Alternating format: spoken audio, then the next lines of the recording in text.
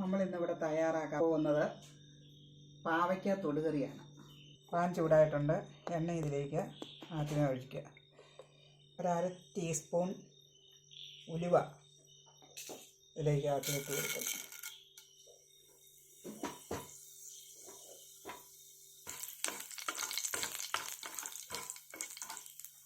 വത്തലമുളക് 2ആയി മുറിച്ചത്, ഒരു 7 വത്തലമുളകുണ്ട്.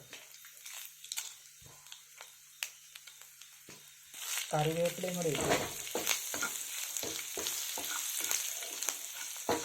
ഇഞ്ചി കൊത്തി അരിഞ്ഞത്, ഇഞ്ചി കൊത്തി വേണം അരിയാൻ. ചെറുതായിട്ട് പൊടിയായിട്ട് ഇഞ്ചി അരിഞ്ഞത് വേവിച്ചത്.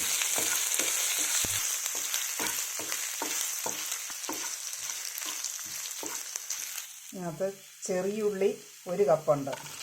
ഇത് സവാളയിലും ചെയ്യാം. ഞാനിപ്പോൾ ഇവിടെ ചെറിയുള്ളി എടുത്തന്നേ ഉള്ളൂ. കനം കുറച്ച് പാവയ്ക്ക നീളത്തിൽ കട്ട് ചെയ്ത് 2 കപ്പ് ഉപ്പ് തിരുമ്മി വെച്ചിരുന്നത്.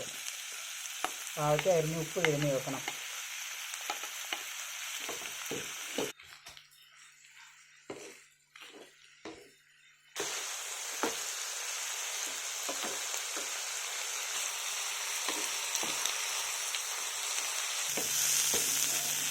ഉപ്പ് തിരുമ്മി വെച്ചത് കൊണ്ട് ഇനി ഉപ്പ് ആവശ്യമെങ്കിൽ മാത്രം ചേർത്താൽ മതി.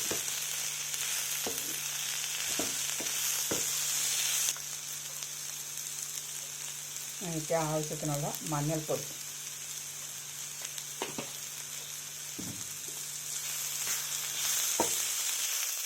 അല്പം എണ്ണയും കൂടെ ഒഴിച്ച് കൊടുക്കണം.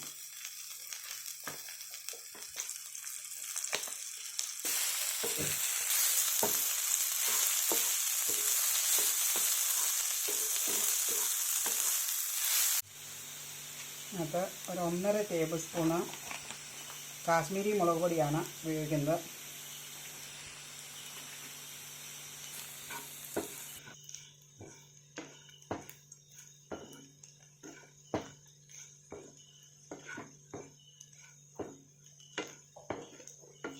ഒരു നെല്ലിക്ക വലുപ്പത്തിൽ വാളമ്പുളി പിഴിഞ്ഞത് ഇതിനകത്ത് ചേർക്കാം.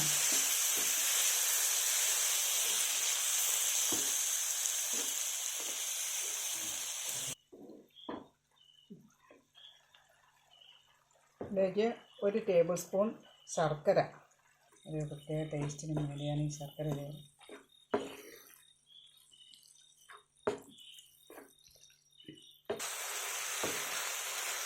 സ്റ്റവ് ഓഫാക്കി. കറി റെഡി ആയിട്ടുണ്ട്. പാവയ്ക്ക തൊടുകറി തയ്യാറായി. വളരെ ടേസ്റ്റിയായ പാവയ്ക്ക തൊടുകറിയാണ് ഇന്നിവിടെ തയ്യാറാക്കിയിരിക്കുന്നത്. റെസിപ്പി ഇഷ്ടമായെങ്കിൽ എല്ലാവരും ട്രൈ ചെയ്ത് നോക്കാൻ മറക്കരുത്.